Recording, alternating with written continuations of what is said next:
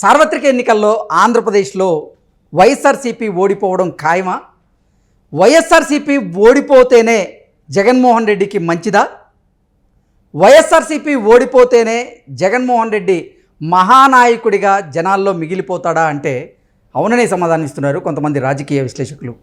ఈ నేపథ్యంలో ఇక ఇదే అంశానికి సంబంధించి మనతో మాట్లాడేందుకు, ఈ అంశాన్ని విశ్లేషించేందుకు ప్రస్తుతం మనతో పాటు ఉన్నారు ప్రముఖ రాజకీయ విశ్లేషకులు, ప్రముఖ సీనియర్ జర్నలిస్ట్ సిఎస్ రావు గారు. సార్తో మాట్లాడు. సార్ నమస్తే. సార్ నమస్తే. సార్వత్రిక ఎన్నికల్లో ఆంధ్రప్రదేశ్లో వైఎస్ఆర్సీపీ ఓటమి ఖాయమని, వైసీపీ ఓడిపోతేనే జగన్మోహన్ రెడ్డికి మంచిదని, వైసీపీ ఓడిపోతేనే జగన్మోహన్ రెడ్డి ఒక నాయకుడిలా జనాల్లో నిలిచిపోతాడు అంటూ కొన్ని వార్తలు, కొన్ని విశ్లేషణలు ఇప్పుడు సోషల్ మీడియా వేదికగా మొదలవుతున్న నేపథ్యంలో దీని మీద మీ విశ్లేషణ ఏంటి అంటే ఏం చెప్తారు సార్? ఒకటి ఏంటంటే, రాజకీయాల గురించి బాగా చర్చించుకుంటున్నటువంటి వాళ్ళు లేదా రాజకీయ సర్కిల్స్లో వినిపిస్తున్నటువంటి మాట ఏంటంటే, రాజశేఖర రెడ్డి చనిపోయి దేవుడు అయిపోయాడని.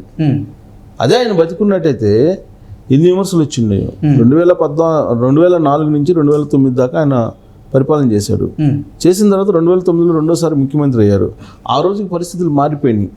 అప్పటికే జలయజ్ఞం, ధనయజ్ఞం అని చెప్పి పెద్ద ఎత్తున ప్రచారం జరిగింది. అయినప్పటికీ ప్రజలు ప్రజారాజ్యం పార్టీ ముక్కోణ పోటీ క్రమంలో రాజశేఖర రెడ్డికి పట్టం కట్టారు. ఆ తర్వాత హెలికాప్టర్ ప్రమాదంలో చనిపోయిన తర్వాత ఆయన మాత్రం దేవుడిగా మిగిలిపోయారు జనాల్లో. చాలామంది జనాల్లో ఆయన ఒక దేవుడిగా మిగిలిపోయాడు. కారణం ఏంటంటే, అప్పటి వరకు ఏదో ఆరోగ్యశ్రీ ఇదని అమలు చేశారు, అది దాని గుడ్ విల్ ఉంది. ఆ తర్వాత కనుక కంటిన్యూ అయినట్టయితే వేరే విధంగా ఉండండి అది. అందుకే రాజశేఖర రెడ్డి చనిపోయి దేవుడు అయ్యాడు అని చెప్పి అంటూ ఉంటారు రాజకీయ వర్గాల్లో, లేదంటే చాలామంది విశ్లేషకులు కూడా అదే చెప్తుంటారు. ఇప్పుడు జగన్మోహన్ రెడ్డి ఈ ఎన్నికల్లో ఓడిపోయి మంచి నేతగా జనానికి కనిపించేటువంటి అవకాశం ఉంది. ఎందుకనంటే, జగన్మోహన్ రెడ్డి చేయాల్సినంత చేసేసారు. ఆయన చేయాల్సినంత అప్పు చేసేసాడు ఆంధ్రప్రదేశ్ ఇప్పట్లో కోలుకునేటువంటి పరిస్థితే లేదనేది ఆర్థికవేత్తలు ఎవరినైనా చెప్తారు. 12 లక్షల కోట్లకు పైగా అప్పు చేశాడు. ఈ 12 లక్షల కోట్ల రూపాయలకి వడ్డీ ఏంటి? మళ్ళీ ఇచ్చినటువంటి హామీలు నెరవేర్చాలి కదా. సంక్షేమానికి హామీలు ఇచ్చారు కదా. ఇప్పుడు జగన్మోహన్ రెడ్డి ఒక లెక్క చెప్పాడు ప్రచార క్రమంలో. తాను ఇస్తున్నటువంటి సంక్షేమ పథకాలకే సుమారుగా 70,000 కోట్లు ఏదో అవుతున్నాయి. 75,000 కోట్లు సుమారుగా 75,000 కోట్ల రూపాయలు అవుతున్నాయి. చంద్రబాబు నాయుడు ఇచ్చినటువంటి సంక్షేమ పథకాలకు సంబంధించిన హామీలు ఆయన అమలు చేస్తే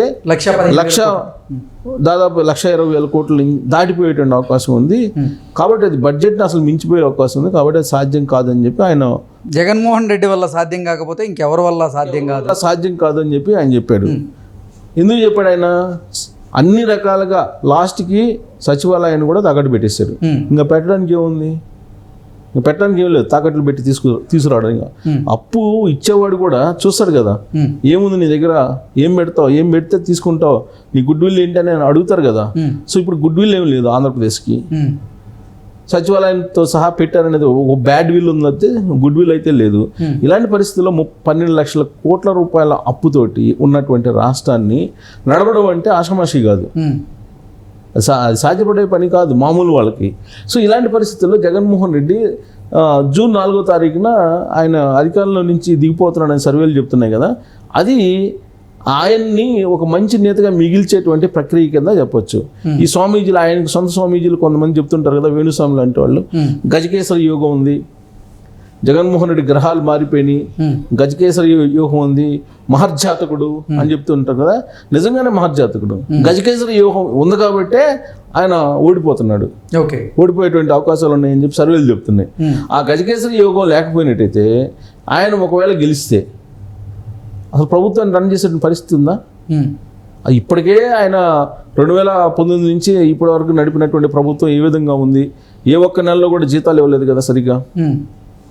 తర్వాత ఎంతమంది కాంట్రాక్టర్లకు బకాయిలు ఉన్నారు. తర్వాత ఉద్యోగుల పిఎఫ్లు కూడా తీసేసుకున్నారు కదా. ఆల్మోస్ట్ మొత్తం మైనస్లోకి వెళ్ళిపోయింది.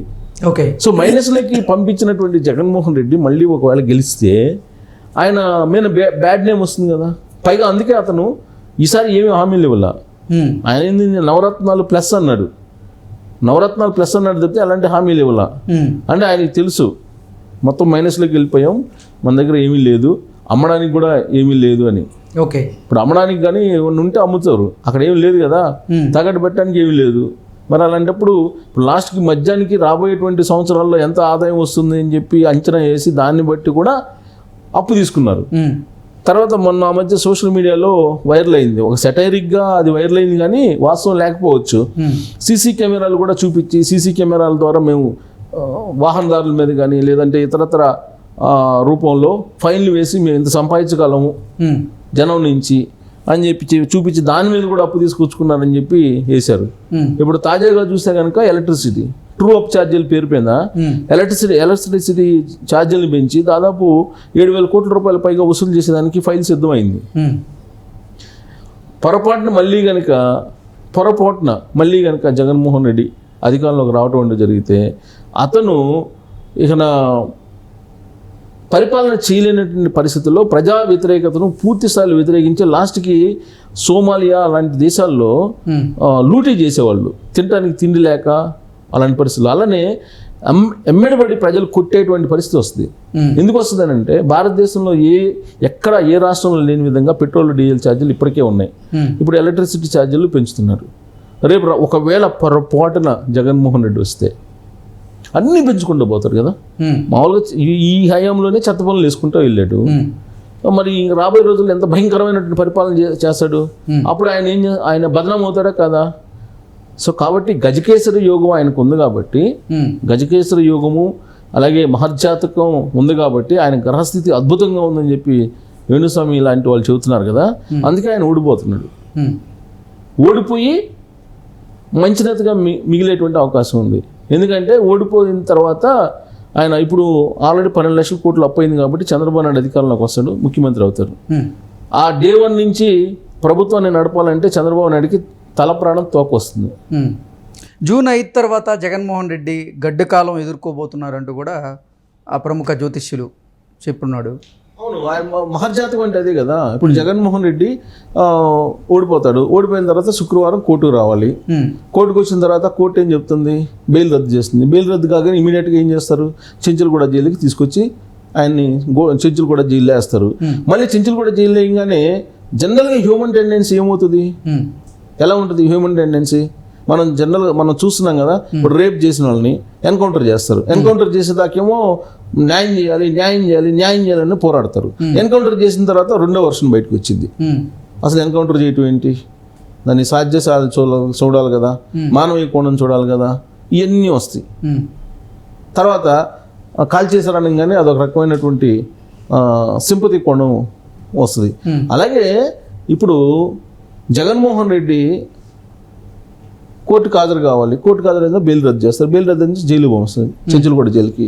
చెంచులగూడ జైలుకి వెళ్ళగానే మళ్ళీ ఆయన మీద సానుభూతి వస్తుంది. ఇప్పుడు దాకా ఉన్నటువంటి వ్యతిరేకత కాస్త జగన్మోహన్ రెడ్డిని జైలుకి పంపించారు అని చెప్పి మళ్ళీ సానుభూతి క్రియేట్ అయింది ఆయన చుట్టూరు. అదే మహర్జాతకం. వేణుస్వామి చెప్పిన మహర్జాతకం బహుశా అదే అనుకుంటున్నాను. ఆయన చెప్పినటువంటి మహర్జాతకం కానీ లేదంటే ఆయన చెప్పిన గజకేసరి యోగం. గజకేసరి యోగం అంటే వ్యతిరేకతని కాదని చెప్పి నీకు పాజిటివ్ కోణాలు రావటమే కదా. సో పాజిటివ్ కోణాలు ఎప్పుడు వస్తాయి జగన్మోహన్ రెడ్డికి, జైల్లోకి పోతే వస్తాయి. జైల్లో పోగానే ఎవరికైనా ఇప్పుడు మన చంద్రబాబు నాయుడు రాజమండ్రి సెంట్రల్ జైలుకి వెళ్ళారు, నిరాధారమైన ఆరోపణలతో ఆయన పంపించారు. దాంతో ఒక్కసారిగా టర్న్ అయిపోయింది కదా పాలిటిక్స్. సో ఇప్పటి వరకు జగన్మోహన్ రెడ్డి మీద వ్యతిరేకత పిల్లుబిక్కింది. మనం మే 11వ తారీఖున పోలింగ్ సరళిని పెట్టి చూస్తే అర్థమవుతుంది. జూన్ 4న ఆ రిజల్ట్ కూడా మనం చూడబోతున్నాం. అందుకే జగన్మోహన్ రెడ్డి గజకేసరి యోగం మహర్జాతకుడు కాబట్టే ఆయన ఓడిపోబోతున్నాడు. ఓడిపోయిన తర్వాత జైలుకి వెళ్ళబోతున్నారు. జైలుకి వెళ్ళిన తర్వాత మళ్ళీ ఆయనకి పాజిటివ్ సంకేతాలు వచ్చే అవకాశం ఉంది. అదే బహుశా వేణుస్వామి చెప్పినటువంటి గజకేసరి యోగం. అది లేకపోతే ఆయన మీద వ్యతిరేకత వచ్చి ప్రజలందరూ ఎమ్మడిపడి వ్యతిరేకతంగా ఏ స్థాయికి వెళ్ళిపోయిండే వాళ్ళే. ఇప్పుడు ఆల్రెడీ రాళ్ళు చెప్పులు వేసారు ప్రచారంలో. మళ్ళీ వస్తే కనుక రాళ్ళు చెప్పులు కాదు, ఈసారి ఆయన ఇంటి మీదకి వెళ్ళి మొత్తం మీద గందరగోళం చేసే పరిస్థితి కూడా వస్తుంది. సోమాలియాలో కూడా ఇలాంటిదే జరిగింది. సో కాబట్టి నేను అనుకోవటం వేణుస్వామి లాంటి ఆస్ట్రాలజిస్టులు వామాచారాన్ని నమ్మేటువంటి ఆస్ట్రాలజిస్టులు ఆయన చెప్పింది ఏంటంటే బహుశా నేను కూడా వేణుస్వామి కూడా ఇదే చెప్తాడు అనుకుంటా రేపు రిజల్ట్ వచ్చిన తర్వాత.